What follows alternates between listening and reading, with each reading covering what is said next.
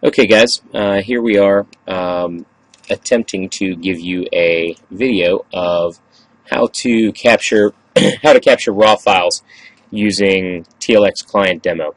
So you're going to start up your Pakon scanner, your Kodak F-135, F-235, and instead of using the PSI program, which is your standard program, you're going to use TLX client demo. You're going to start that up. Don't play with any of the settings here. Just essentially hit the scan button. Once you get there, you're going to have the options of what kind of film, and with the case of the F-135, you're just going to have 35 millimeter. You're going to choose whether it's color negative or black and white C41.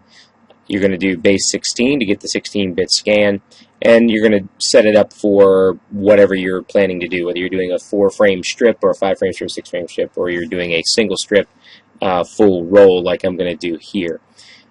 Leave everything else alone. All these other settings, not things you need to mess with. Just turn on scratch removal, hit your scan button, and you essentially wait for the orange center light to stop blinking.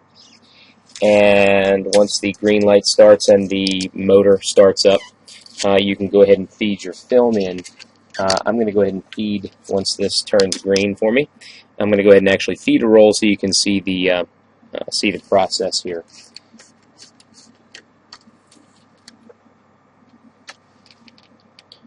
And what it's going to do, it's going to go ahead and feed an entire roll.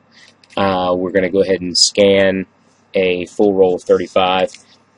Ordinarily, I have a Kinatronic static vac that is essentially meant originally for mini lab use. It's basically an ionizer, air ionizer with a static brush that keeps the dust off.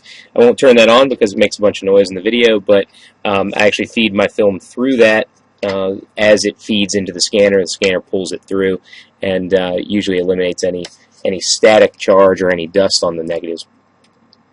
And what I'm going to do, I'm going to let that go ahead on through, and we'll be back to you as soon as we get to the saving stage. Okay, guys, so we're back to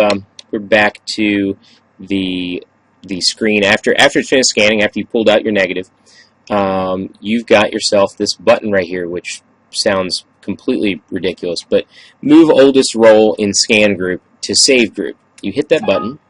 It's going to give you some scan warnings, whether it read the DX code, whether it read the product specifier, whether everything in your framing was okay, whether your motor was okay, all that stuff. You're going to hit OK on that. It's going to do a little processing, and then it's going to give you, the first image. You can see up to 4 at a time. These are not my best images. It was kind of a cloudy day, but I was just playing around with getting some leaf color on a country dirt road that's near my house. And going through, you can scroll through your images. There's a couple blank frames. There's me testing out my 21 millimeter on my Contax G2, just testing it out to see what the angle of view was. So that gives you an idea. Once you've got that where you want it, don't do anything with the rotation. Don't do anything with the attributes or anything like that. You essentially hit the save button. Once you get there, all manner of weird options here. You're going to say you want to save all of them. You're not going to save to disk. You're going to save to client memory. Odd wording, but that's okay. That's what we're going to do. You're going to leave everything else alone. You're going to change the file mode to planar and add file header. You're going to turn off the color correction and just leave the scratch removal. Everything else, use current, rotation, use the original height and width, which should be 300 dpi, and just leave it alone. Hit the OK button.